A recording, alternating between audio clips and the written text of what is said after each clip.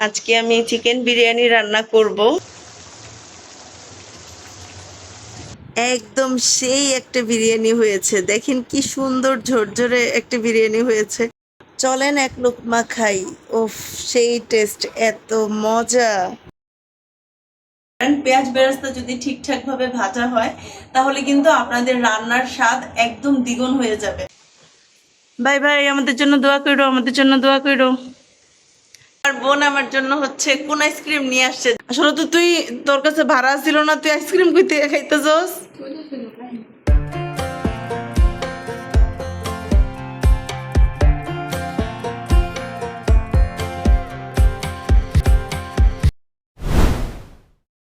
Hello, আসসালামু আলাইকুম সবাইকে, welcome back to my channel. কি অবস্থা সবার, সবাই কেমন আছেন? আশা করি সবাই ভালো আছেন। আলহামদুলিল্লাহ, আমরাও সবাই ভালো আছি। আজকের ব্লগটা আমি এখান থেকে শুরু করতেছি, তো চলেন শুরু করা যাক। আজকে যেহেতু শুক্রবার, তাই আমি চিন্তা করলাম যে দুই বিছানার চাদরগুলো আমরা একটু চেঞ্জ করি, আর আপনাদেরকেও দেখাই বিছানার চাদরগুলো চেঞ্জ করলে আমার রুমটাকে দেখতে কেমন লাগে। আর মিথিলা যেহেতু আসছে, তাই আমি এই রুমের বিছানার চাদরটাও চেঞ্জ করে দিব।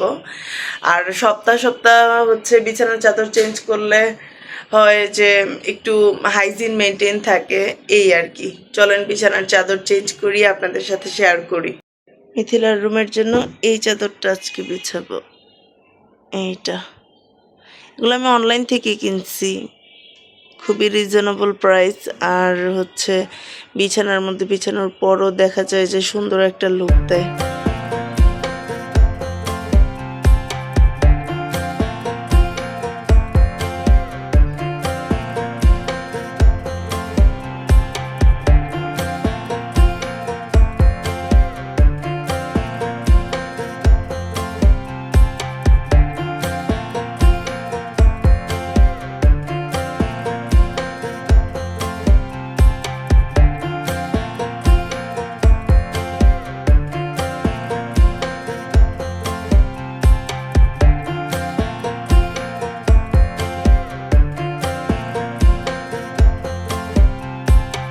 দুইটা বিছানার চাদর বিছায় আমার অবস্থা একদম খারাপ, ঘেমে একদম ভিজে যাচ্ছি। তারপর তো রান্না করতে হবে।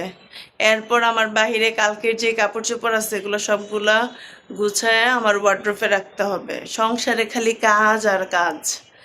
আজকে আমি চিকেন বিরিয়ানি রান্না করব। সব সময় দেখা যায় যে আমরা গরুর মাংস দিয়ে বিরিয়ানি করি, কিন্তু আজকে হঠাৎ করেই মন চাইলো আজকে একটু চিকেন বিরিয়ানি করি, দেখি কেমন হয়। আপনাদের সাথে তো অবশ্যই শেয়ার করব। এখানে আমি সব ধরনের মশলা নিয়ে নিচ্ছি, আর রেডিমিক্স মশলার মধ্যে তো সব কিছু থাকে, সেজন্য আমি জিরা আর মরিচটা জাস্ট অল্প অল্প করে নিচ্ছি। তারপর হচ্ছে দারচিনি, এলাচ, কাঠবাদাম। এখানে কিন্তু আমি কিশমিশও দিয়েছি। আর এখানে 2 টেবিল চামচ হচ্ছে টক দই আছে, টক দইটা ফেটায় ভালোভাবে নেবেন না।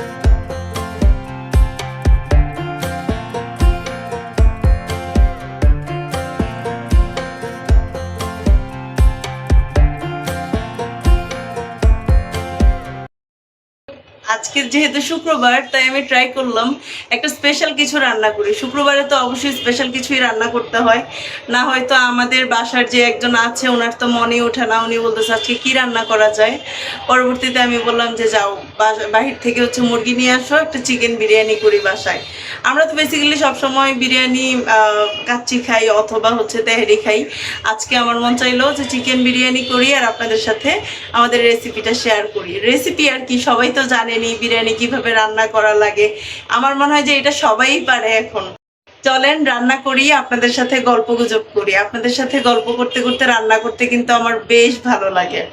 আর আপনাদের আরেকটা কথা, আমার যেই ব্লগগুলো আপলোড হয়, আপনাদের যদি একটু হলেও আমার ব্লগগুলো ভালো লাগে, আমার চ্যানেলটাকে সাবস্ক্রাইব করবেন, আমার ফেসবুক পেজটাকে অবশ্যই ফলো দিয়ে পাশে থাকবেন। তাহলে সামনে আরও ভালো ভালো কন্টেন্ট নিয়ে আসবো আমরা আপনাদের জন্য। অনেক তো কথা হলো, চলেন যাই এবার রান্না করতে। চলেন পেঁয়াজগুলোকে দিয়ে দিই আর ব্রাউন ভাবে ভাজবো পেঁয়াজগুলোকে।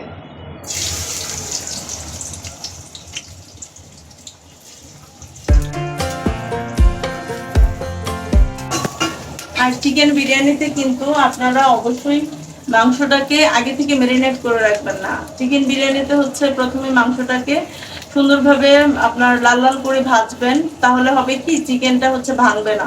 আর যেহেতু চিকেন বিরিয়ানি এত হার্ড থাকে না, চিকেনটা অনেক হার্ড থাকে না, সেজন্য আপনারা করবেন চিকেনটাকে আগে ভাজবেন দেন রান্না করবেন।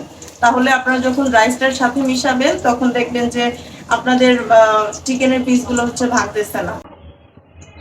আমার পেঁয়াজ বেরেস্তা কিন্তু একদম রেডি। আপনারা বিরিয়ানি করেন অথবা কাচ্চি করেন, যেটাই করেন, পেঁয়াজ বেরেস্তা যদি ঠিকঠাক ভাবে ভাজা হয় তাহলে কিন্তু আপনাদের রান্নার স্বাদ একদম দ্বিগুণ হয়ে যাবে।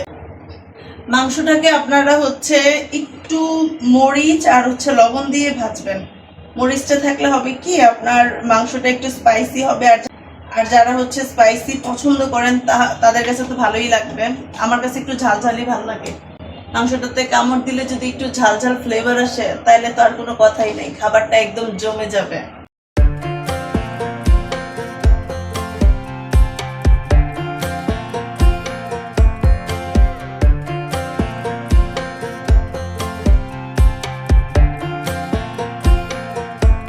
আমার মুরগি মাখানো কমপ্লিট। এই যে দেখেন কি স্পাইসি লাগতেছে। এখন ভাজার পালা, চলেন ভাজি আমরা।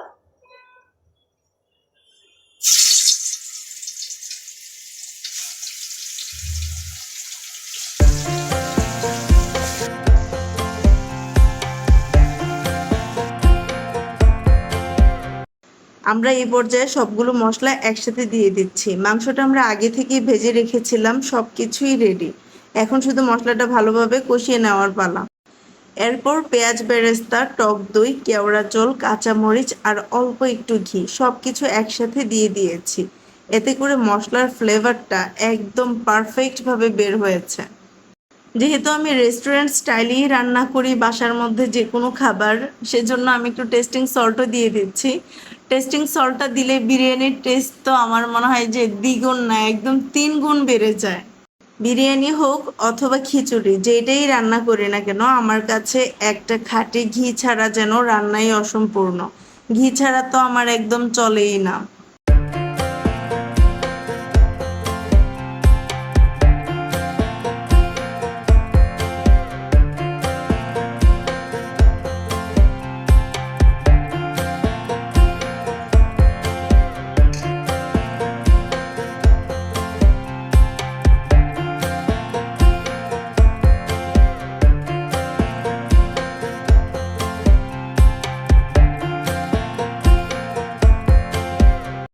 চালটা যখন একদম পারফেক্টভাবে ভাজা হয়ে আসছে, বাসায় অনেক সুন্দর স্মেল বের হইতেছিল, ঠিক তখনই আমি মাংসটা দিয়ে দিয়েছি।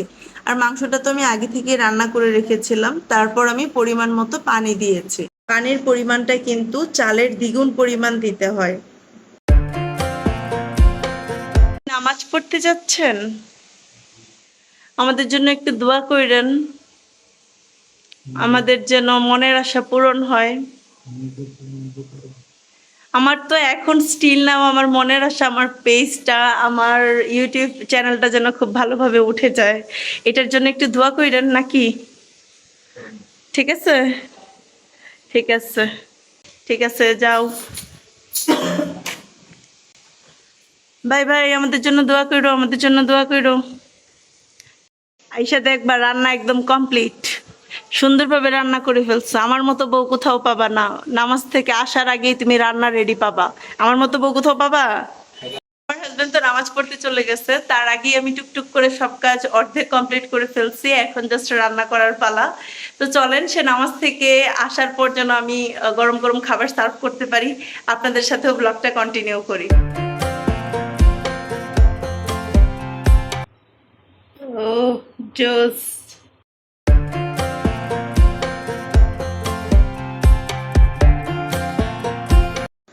রান্না তো একদম কমপ্লিট। দেখেন বিরিয়ানিটা কি সুন্দর ঝরঝরে হয়েছে, একদম পারফেক্টলি কুকড। দানা দানা চাল, সুন্দর একটা অ্যারোমা, সব মিলিয়ে ইট লুকস অ্যাবসলিউটলি ডেলিশিয়াস। এখন আর দেরি না করে খাওয়ার পালা। সত্যি বলতে বিরিয়ানিটা অনেক বেশি মজা হয়েছে। আমার হাজব্যান্ড, আমার বোন দুজনেই বলেছে মশলা থেকে শুরু করে সব কিছু একদম পরিমাণ মতো ছিল। তাই রান্না করতে হবে এমনভাবে যাতে রান্না শেষ করে খাওয়ার পর নিজের কাছেও মনে হয় ইয়েস, আজকের রান্নাটা একদম ওয়েল কুকড। কেমন লাগছে আজকের বিরিয়ানি? হুম। আপনাদের সঙ্গে একটা বিধ্বস্ত কাহিনী শেয়ার করি। আজকে মিথিলা 3টা কি 3:30টার দিকে আমাকে হঠাৎ করে কল দিয়ে বলতেছে, আপু আমার কাছে তো একটা টাকাও নাই। আমাকে তো বাসওয়ালা মামারা নামায় দিছে হচ্ছে টঙ্গী স্টেশন রোড। আসলে বাসওয়ালা মামারা নামায় দেয় নাই, ওনারা করছে কি, বলছে যে কলেজ গেট আসবে, কিন্তু ওনারা টঙ্গী স্টেশন রোডই সবাইকে নামায় দিছে। আমার মনে হয় মিথিলার কাছে মাত্র 10 টাকাই ছিল। পরবর্তীতে বলে, আল্লাহ আমার কাছে তো একটা টাকাও নাই, আমি এখন কিভাবে আসবো। আমারে কল দিছে, এইদিকে আমি বিকাশে টাকা পাঠাইলেও তো ও ক্যাশ আউট করে যে আরেকজনকে দিবে এরকম তো না, বাসালোরা তো এতক্ষণ ওয়েট করবে না। এরকম বিপদে প্রায় মাঝে মাঝে পড়া লাগে। তো আমার মনে হয় যে এরকম বিপদে যদি পড়তে না চাও, তাইলে হচ্ছে আগে থেকে ভাঙতি করে তারপর বাসে উঠো। তোরা থেকে মনে হয় আসতেছিল, ওরে নামাই দিছে টঙ্গী স্টেশন রোড। আর বাসওয়ালাগুলো এত শয়তান, বলে যে এক জায়গাতে নামাবে কিন্তু ওই জায়গাতে নামায় না, অন্য জায়গাতে ওরা থামায়, বলে যে আর যাবে না। এইরকম একটা সমস্যা মানে ঢাকা রোডের মধ্যেই মনে হয় সব থেকে বেশি হয়। আমাদের বিধ্বস্ত কাহিনীর মডেল চলে আসছে। আমাদের বিধ্বস্ত কাহিনীর মডেল চলে আসছে। তুমি পরবর্তীতে কিভাবে আসছো আমাদের দর্শকদের বলো, তুমি কিভাবে আসলা? আসলে তো তোর কাছে ভাড়া ছিল না, তুই আইসক্রিম কইতে খাইতেছস। আমার বোন আমার জন্য হচ্ছে কোন আইসক্রিম নিয়ে আসছে, যার কাছে 10 টাকা ভাড়া ছিল না সে কোন আইসক্রিম নিয়ে আসছে। এমন বোন কোথায় পাওয়া যায়? হঠাৎ হঠাৎ টেনশনে ফেলাই দিবে। আমি তো এমন টেনশনে পড়ছি, ওরে কই থেকে টাকা দেই। চলেন আইসক্রিম খাই, আইসক্রিমটা তো মজাই লাগতেছে। কোন আইসক্রিম? আর আমার বোন জানে আমি চকলেট ফ্লেভার খাই। এই কারণে বেশি বেশি ভাই বোন দরকার। বেশি বেশি ভাই বোন থাকবে, মজা থাকবে, আনন্দ থাকবে। আমরা কিন্তু আমাদের ব্লগের একদম শেষের দিকে চলে আসছি। এভাবেই আমরা আমাদের ফ্যামিলি টাইমগুলোকে খুব সুন্দরভাবে কাটাই। আপনাদের কাছে আজকের মুহূর্তগুলো কেমন লাগলো অবশ্যই কমেন্টস করে জানাবেন। আর ভালো লাগলে লাইক, কমেন্ট এন্ড শেয়ার করতে ভুলবেন না। আকাশটা দেখতে কি সুন্দর লাগতেছে, তাই না? দেখা হবে নতুন কোনো ব্লগে। Until then stay happy. See you in the next blog. আল্লাহ হাফেজ সবাইকে।